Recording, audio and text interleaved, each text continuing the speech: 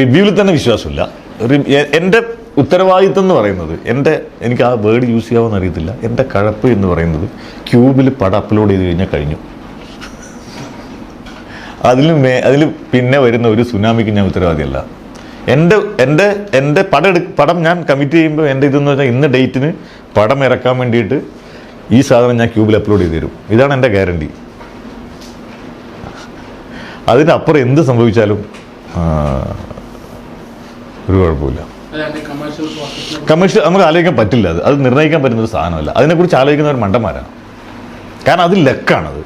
അത് ഒരാൾക്കും ഇത് ചെയ്യാൻ പറ്റത്തില്ല. കാരണം ചിലപ്പോൾ എത്ര മോശം സിനിമകളാണ് കോടിക്കണക്കിന് രൂപ കളക്ട് ചെയ്യുന്നത്. മീൻസ് മോശം എന്ന് പറയുന്നത് പുറത്ത് അഭിപ്രായം കേൾക്കുന്നുണ്ട്. ഇവിടെ നല്ലതല്ലോ അപ്പുറം കളക്ട് ചെയ്യുന്നുണ്ടല്ലോ. അപ്പോൾ ഇത് ജഡ്ജ് ചെയ്യാൻ പറ്റില്ല. ഇതിൻ്റെ ഫിനാൻഷ്യൽ സാധനം എന്ന് പറയുന്നത് ഒരിക്കലും ജഡ്ജ് ചെയ്യാൻ പറ്റാത്തതാണ്. അതിനൊരു ഫോർമുല ഇല്ലല്ലോ. അതുകൊണ്ട് തന്നെ സിനിമയിൽ വിശ്വസിച്ച് സിനിമ ഇറക്കുക. അത് ചിലപ്പോൾ ആക്സെപ്റ്റ് ചെയ്യാൻ ആൾക്കാരുണ്ടാവും, ചിലപ്പോൾ ഉണ്ടാവില്ല. ഇപ്പോൾ ഞാനിപ്പോൾ നാലാമത്തെ സിനിമയാണ് സംവിധാനം ചെയ്തിട്ടുള്ളത്. എനിക്ക് ഏറ്റവും അധികം അപ്രീസിയേഷൻ ഞാൻ എൻജോയ് ചെയ്ത കനകം കാമനി കലത്തിന് കിട്ടിയ അപ്രീസിയേഷൻസാണ് ഞാൻ എൻജോയ് ചെയ്യുന്നത്. കാരണം എനിക്ക് അതിന് കിട്ടുന്ന അപ്രീസിയേഷൻ എന്ന് പറഞ്ഞാൽ ഞാൻ എന്താണോ ഉദ്ദേശിച്ചത് അത് തന്നെയാണ് അത് കിട്ടുന്നത്. ബാക്കിയുള്ള സിനിമകളിൽ അങ്ങനെയല്ല. ഒരിക്കലൊരു ഓവർ റീഡിങ് അല്ലെങ്കിൽ അതിൻ്റെ താഴെയുള്ളൊരു വായന അതുണ്ട്. പക്ഷേ കനകം കാമനി പോലെ സിനിമയ്ക്ക് എന്താണോ നമ്മൾ പറഞ്ഞത് അതേപോലെയാണ് ഇതാവുന്നത്. അതെൻ്റെ ഒരു ഫേവറേറ്റ് ജോണറാണ്. ഞാൻ വളരെയധികം വിശ്വസിക്കുന്ന, എനിക്ക് എൻ്റെ ഒരു സ്ട്രെങ്ത് ഏരിയയും കൂടിയാണ് എന്ന് ഞാൻ വിശ്വസിക്കുന്നു. ഞാൻ അഭിമാനത്തോടെ പറയുന്നു കേട്ടോ.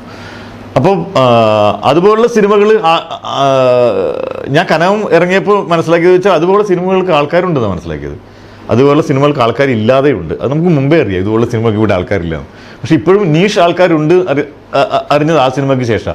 അതുകൊണ്ട് തന്നെ അതുപോലുള്ള ആൾക്കാരെ ഏത് സമയത്തും എനിക്ക് തൃപ്തിപ്പെടുത്താൻ പറ്റും.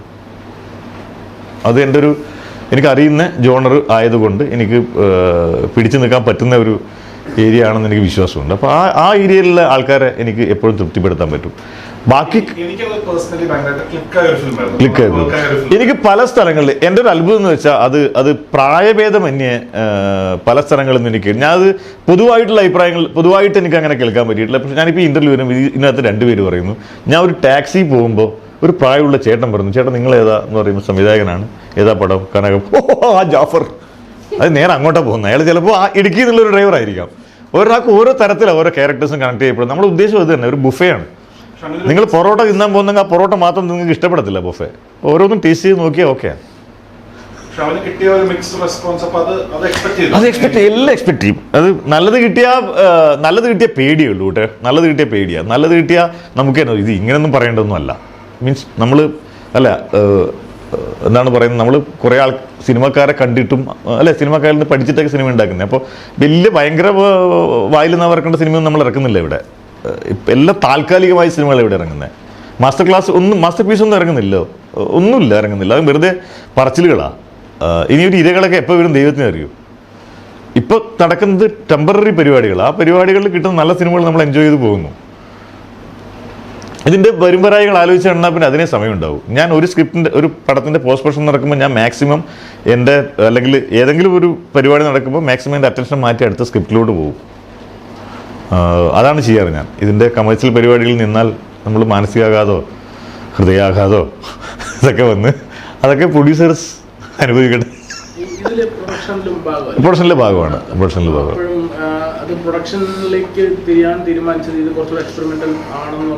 അല്ല, ഇതിലെ പ്രൊഡക്ഷൻ എന്ന് പറയുന്നത് നമ്മുടെ ക്രിയേറ്റീവ് ഇന്റലക്ച്വൽ ഇതാണ് ഇതിന്റെ ഇൻവെസ്റ്റ്. ഫൈനാൻഷ്യൽ ഇൻവെസ്റ്റ്മെന്റ് ആവശ്യമില്ല. എൻ്റെ ഫൈനാൻഷ്യൽ ഇൻവെസ്റ്റ്മെന്റ് ആവശ്യമില്ല. എൻ്റെ ഇന്റലക്ച്വൽ ഇതെന്ന് പറയുന്നത് അവർ പടത്തിന്റെ ഇതിനേക്കാൾ വലുതാ. അപ്പൊ പിന്നെ പറഞ്ഞ മനസ്സിലായില്ലേ? ഓക്കെ, അത് നമ്മൾ വില കൽപ്പിക്കാൻ പറ്റാത്ത സാധനമല്ലേ. അപ്പം നമ്മൾ പ്രൊഡ്യൂസറാണ്. പ്രൊഡ്യൂസറിൻ്റെ ജസ്റ്റിലെ പേരേ ഉള്ളൂ. ശരിക്കും പ്രൊഡ്യൂസ് ചെയ്യുന്നത് നമ്മളാണ്. അപ്പോൾ അത് ഇൻ്റലക്ച്വൽ ആയിട്ടുള്ള മൊത്തവും അതിന് സാമ്പത്തികമായിട്ടുള്ളൊരു ഇതിന് വേണ്ടിയിട്ടല്ലേ പ്രൊഡ്യൂസേഴ്സ് അവിടെ വരുന്നത്. അല്ല, ഇല്ലെങ്കിൽ ഒരു ക്രിയേറ്റിവിറ്റി എന്ന് പറയുന്നത് അവിടെ തന്നെ ഉണ്ട്. എൻ്റെ വീട്ടിലൊരു പെയിൻറ്റിങ് പോലെയുണ്ട് ആ പടം. സ്ക്രിപ്റ്റ് ഫ്രെയിം ചെയ്ത് വെക്കും ഞാൻ. അത് നിങ്ങൾക്ക് വീട്ടിൽ പൈസ ആക്കണം എന്നുള്ളതുകൊണ്ടാണ് നിങ്ങൾ വരുന്നത് എൻ്റെ അടുത്ത്, അല്ലേ? അപ്പോൾ ആ പൈസ ആക്കുമ്പോൾ ഞാൻ പറയുന്നത് അത് എക്സിക്യൂട്ട് ചെയ്യാൻ എനിക്കൊരു ഫീസ് വേണം. അതിൻ്റെ ഇൻ്റലക്ച്വൽ പ്രോപ്പർട്ടി എനിക്ക് 3% വേണം. ഇങ്ങനെയാണ് ഒരു സംവിധായകൻ ഞാൻ ബാർഗെയിൻ ചെയ്യുന്നത്. ബാക്കി ആ സിനിമ നിങ്ങൾ കൺവിൻസ്ഡ് ആയല്ലോ നിങ്ങൾ എടുക്കൂ, അല്ലേ? ആ സ്ക്രിപ്റ്റ് നിങ്ങൾക്ക് കൺവിൻസ്ഡ് ആണെങ്കിൽ എടുക്കൂ. ഇല്ലാതെ നിങ്ങൾ പൈസ ചിലവാക്കത്തില്ലല്ലോ. നിങ്ങൾക്കത് വിറ്റിട്ട് പൈസ ഉണ്ടാക്കാം, ആ ക്രിയേറ്റിവിറ്റി വിറ്റ് പൈസ ഉണ്ടാക്കാം എന്ന് തോന്നുന്നത് കൊണ്ടാണ് ഒരു പ്രൊഡ്യൂസർ അതിൽ എഗ്രി ചെയ്യുന്നത്. അങ്ങനെയല്ലേ വേണ്ടത്. അങ്ങനെയാണ് പിന്നെ അത് എങ്ങനെയായാലും അവർ ആക്സെപ്റ്റ് ചെയ്യണ്ടേ. കാരണം നിങ്ങളുടെ ജഡ്ജ്മെൻറ്റിൻ്റെ മിസ്റ്റേക്ക് അല്ലേ ഇത്, ആ സിനിമ ആക്സെപ്റ്റ് ചെയ്തത് അല്ലേ. ജനങ്ങൾ ആക്സെപ്റ്റ് ചെയ്യുന്നതും കൊണ്ട് നിങ്ങൾ ഇത് ആക്സെപ്റ്റ് ചെയ്യുന്നു. അല്ലാതെ ഒരു ഡയറക്ടറുടെയോ ഇവരുടെയൊക്കെ കറണ്ട് സ്റ്റാറ്റസ് നോക്കിയിട്ട് പടം പ്രൊഡ്യൂസ് ചെയ്യാൻ പോയാൽ പിന്നെ എപ്പോഴും ദുരന്തങ്ങളെ സംഭവിക്കും.